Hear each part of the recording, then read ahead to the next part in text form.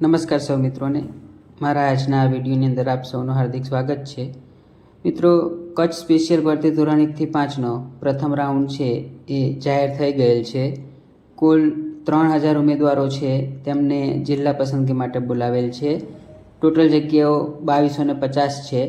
તો આ વિડીયોમાં આપણે જે સામાન્ય ભરતીમાં લાગેલ ઉમેદવારો છે એને બાદ કરી નાખીએ તો પ્રથમ રાઉન્ડમાં કેટેગરી વાઇઝ કેટલા ઉમેદવાર રહે છે તે, બીજો રાઉન્ડ આવશે કે નહીં એની ચર્ચા, અને જો બીજો રાઉન્ડ આવશે તો કઈ કેટેગરીમાં કેટલી જગ્યાઓ બાકી રહી શકે છે પ્રથમ રાઉન્ડના અંતે, તે તમામ વિગતો છે એ વિગતવાર જોઈશું। તો વિડીયોના અંત સુધીમાં બન્યા રહેશો।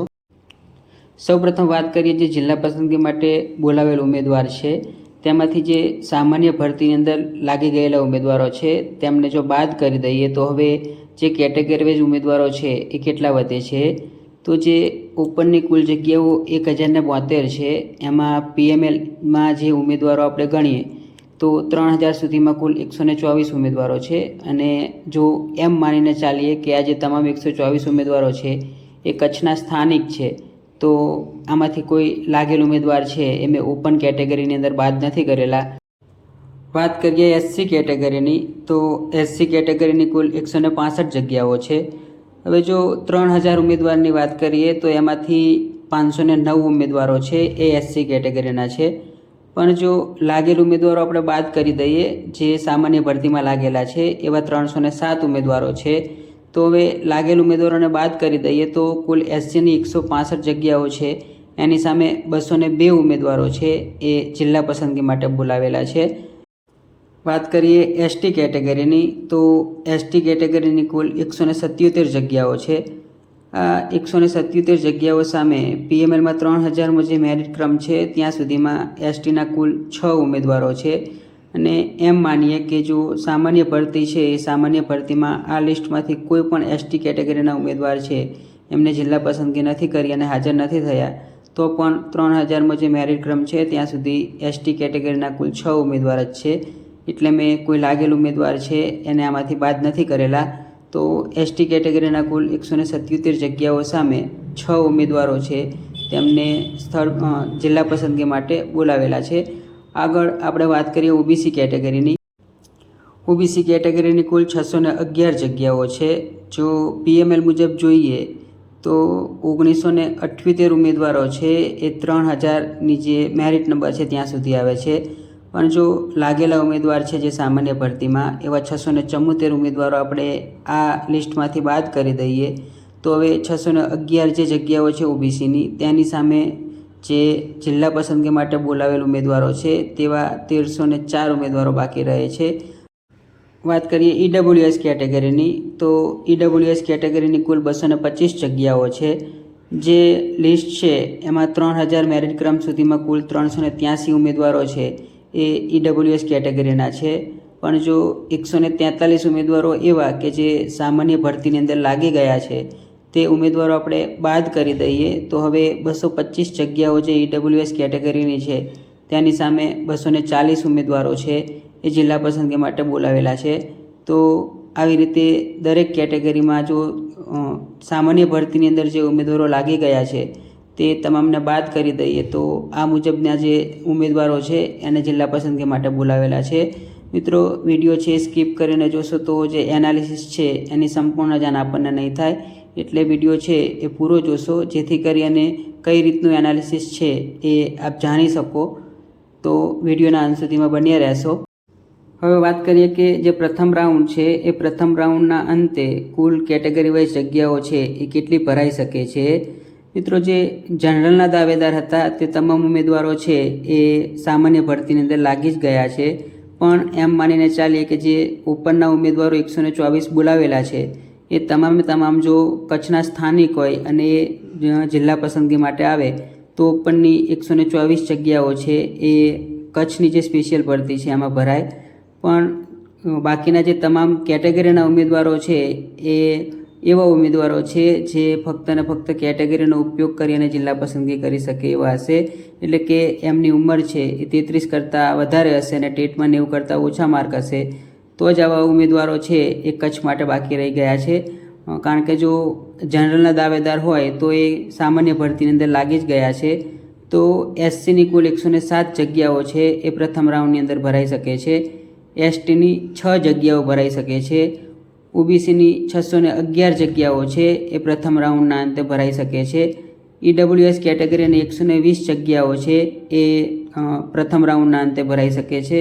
આમ પ્રથમ રાઉન્ડની કુલ જગ્યાઓ છે એ 968 ભરાઈ શકે છે કુલ 2250 જગ્યાઓમાંથી.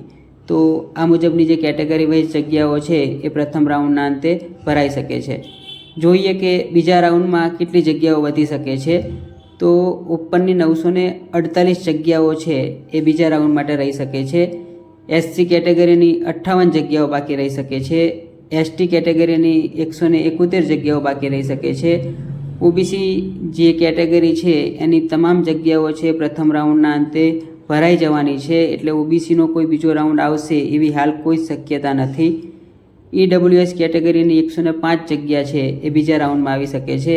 આમ કુલ પ્રથમ રાઉન્ડ પૂરો થઈ જાય તો બીજા રાઉન્ડમાં 1282 જગ્યાઓ છે એ 1282 જગ્યાઓ માટે જિલ્લા પસંદગી આવી શકે છે. અને 1282માંથી 948 જગ્યાઓ છે એ જનરલની છે. અને આ 948 જગ્યાઓ છે એ ખાલી જ રહેશે, કારણ કે એવા કોઈ ઉમેદવારો હશે જ નહીં કેટેગરીમાંથી જે જનરલના દાવેદાર હોય. વાત કરીએ કે કેટેગરી વાઇઝ સેફ ઝોન શું હોઈ શકે છે. એ પ્રથમ રાઉન્ડ અને જે બીજો રાઉન્ડ છે એ પૂર્ણ થયા બાદ તો અહીંયા જે મેં ઉમેદવારોના મેરિટ નંબર દર્શાવ્યા છે એમાં જનરલ મેરિટ નંબર પણ દર્શાવેલો છે અને કેટેગરી મેરિટ નંબર છે એ પણ દર્શાવેલો છે. અને આ તમામ જે મેરિટ નંબરો છે એ સામાન્ય ભરતીમાંથી જે ઉમેદવારો લાગી ગયા છે એ તમામને રિમૂવ કર્યા બાદ અને જે કેટેગરીની જગ્યાઓ હતી એ પૂરી થઈ ગઈ એ પછી જે જનરલના દાવેદાર ઉમેદવારો હતા કેટેગરીના એમને જનરલ ઉપર જે જિલ્લા પસંદગી કરી છે આ તમામ ઉમેદવારોને બાદ કર્યા બાદ આ જે મેરિટ નંબર છે એ કાઢેલા છે. તો એસસીનો જેનો જનરલ મેરિટ નંબર 3269 છે અને કેટેગરી મેરિટ નંબર 578 છે એ સેફ ઝોનની અંદર આવે છે. એસટી કેટેગરીમાં જનરલ મેરિટ નંબર 5834 અને કેટેગરી મેરિટ નંબર 286. એવી જ રીતે ઓબીસીમાં જે જનરલ મેરિટ નંબર છે એ 2751 અને કેટેગરી મેરિટ નંબર 1806. ઈડબ્લ્યુએસ કેટેગરીમાં કેટેગરી મેરિટ નંબર 430 અને જે જનરલ મેરિટ નંબર છે 3815. તો આ મુજબના જેના મેરિટ નંબરો છે એ તમામ ઉમેદવારો છે એ સેફ ઝોનની અંદર આવી શકે છે. વાત કરીએ અંદાજિત મેરિટની તો જે પ્રથમ રાઉન્ડ આવેલો છે એમાં જનરલ મેરિટ આપેલું છે અને જનરલ મેરિટ છે એ 66.78 સુધી આપેલું છે. એટલે કે પ્રથમ જે 3000 ઉમેદવારો છે એમને સળંગ જિલ્લા પસંદગી માટે બોલાવેલા છે. એટલે ઓપનનું મેરિટ મેં અહીંયા દર્શાવેલું નથી, પણ નીચે જે આપ મેરિટ જોઈ શકો છો એ મેરિટ અંદાજિત રહી શકે છે. જે પ્રથમ રાઉન્ડ પૂરો થાય એ પછી બીજો રાઉન્ડ આવે ત્યારબાદનું. તો એસસીનું મેરિટ છે એ 66.5036 સુધી જઈ શકે છે. એસટીનું મેરિટ 54.3086 સુધી જઈ શકે છે. ઓબીસીનું મેરિટ છે એ 67.0739 સુધી જઈ શકે છે. આની પહેલાં જ્યારે મેં અંદાજિત મેરિટનો વિડીયો આપેલો એમાં એક ભાઈએ કોમેન્ટ કરેલી કે આપે જે મેરિટ સંભવિત આપેલું એ 67.0739 આપેલું અને જે મેરિટ છે એ 66.7869 અટક્યું છે એમ. તો આ મેરિટ છે જે પ્રથમ રાઉન્ડમાં જે મેરિટ આપેલું છે એ જનરલ મેરિટ છે. અને ઓબીસીની જે સીટો છે એ સામાન્ય ભરતીની અંદર પણ પ્રથમ રાઉન્ડની અંદર પ્રથમ રાઉન્ડ પૂરો થયો એના પહેલાં જ પતી ગઈ હતી. એટલે આ કચ્છની ભરતી છે એમાં પણ એ જ પોઝિશન આવવાની છે, કારણ કે જગ્યાઓ ઓછી છે અને એની સામે જે ઓબીસીના ઉમેદવારો છે એ વધારે છે. એટલે જે કોલ લેટર ઇસ્યુ થયા છે એ કોલ લેટર ઇસ્યુ થયા એમાંથી 213 થી 215 એવા ઉમેદવારો હશે ઓબીસીના જેને જિલ્લા પસંદગી નહીં મળે. વાત કડવી છે પણ સાચી છે, પણ આ જ હકીકત છે, કારણ કે ઓબીસીના ઉમેદવારો વધારે છે અને સામે એમની જગ્યાઓ છે એ ઓછી છે. એવી જ રીતે ઈડબ્લ્યુએસ કેટેગરીનું મેરિટ છે એ 65.8846 સુધી રહી શકે છે. આમ તમામ એનાલિસિસના અંતમાં આપણે એ કહી શકીએ કે જે બીજો રાઉન્ડ છે એ એસસી, એસટી અને ઈડબ્લ્યુએસ કેટેગરી અને જે જનરલના કોઈ દાવેદાર હોય એમના માટે આવશે. પણ જે ઓબીસીના ફક્ત કેટેગરીના ઉમેદવારો છે એમના માટે બીજો રાઉન્ડ આવે એવી કોઈ શક્યતા નથી. મિત્રો આ જ હકીકત છે, કારણ કે તમામ એનાલિસિસમાં આપ જોઈ શકો છો કે જે જગ્યાઓ છે એ ઓબીસીની ઓછી છે અને એની સામે જે ઓબીસીના ઉમેદવારો છે એ વધારે છે, અને એ તમામ ઉમેદવારો છે એ હવે ફક્ત કેટેગરીનો ઉપયોગ કરી અને પોતાની જિલ્લા પસંદગી કરી શકે એવા જ ઉમેદવારો છે. આશા રાખું છું કે વિડીયો છે એ સારો લાગ્યો હશે. વિડીયો સારો લાગ્યો હોય તો વિડીયોને લાઇક કરશો, તમામ ઉમેદવારો સુધી શેર કરશો અને ચેનલને સબસ્ક્રાઈબ કરી અને પ્રોત્સાહન પૂરું પાડશો. આપના જે કંઈ પણ પ્રશ્નો હોય એ કોમેન્ટ બોક્સની અંદર જરૂરથી રજૂ કરશો, જેના જવાબ આપવાના પૂરતા પ્રયત્નો કરીશ. આભાર.